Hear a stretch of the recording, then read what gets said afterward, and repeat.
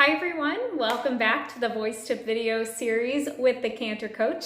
This week we are going to be talking about our breath exercises. Last week we talked about why we even need to learn breath work. It's really important. If you didn't catch that, you can catch that down below. I'll link the video in the description box. But this week we're going to be talking about how to implement that into our practicing.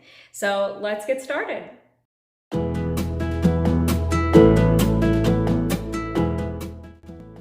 Okay, so if you have attended one of my workshops or if you have watched one of the videos I've posted before on breath work, you know what I'm going to say. We talk about the inner tube breath.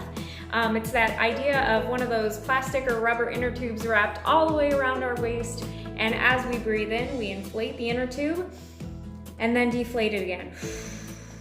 Inflate it and then deflate it again. And really we want to get this idea of making sure that we're expanding horizontally and not necessarily up and down, having our shoulders moving up and down like this. So that's something to think about. And a couple of exercises that we can do with that are, tip number one is really engaging and waking up our breath. I like to do this with breath pulses. It's doing a sound on a shh and engaging our core to push the air out in a repeated pattern of about 5 counts. So something like this. I usually put my hand on my abdomen like this, and sometimes I'll put the other hand on my back as well, just to feel that total expansion. I'll breathe in and breathe out, going shh, shh, shh, shh, shh. As you may be able to notice, my hand is moving as I'm breathing out, and what that's doing is my core muscles are engaging, pushing that air out so that I get that nice movement and waking my body up a little bit. So let's try that again. Deep breath in and out. Shh, shh, shh, shh, shh.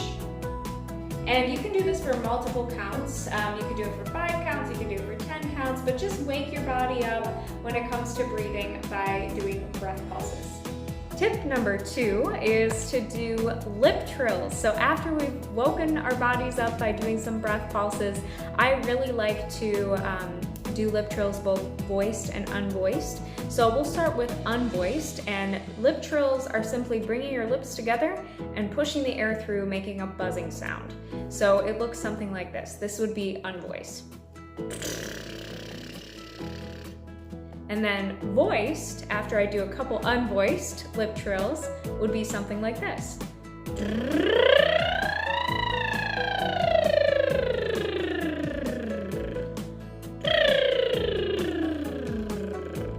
So, what you can do, as you may notice when I did the voiced lip trill, I did a siren, which we've talked about in previous videos, where we move our voices up, slide it up, and then slide it back down. But we add the effect of pushing that air through our lips to create that buzzing or lip trill sound. This helps wake up our breath and activate our voices at the same time without going straight in and singing full force.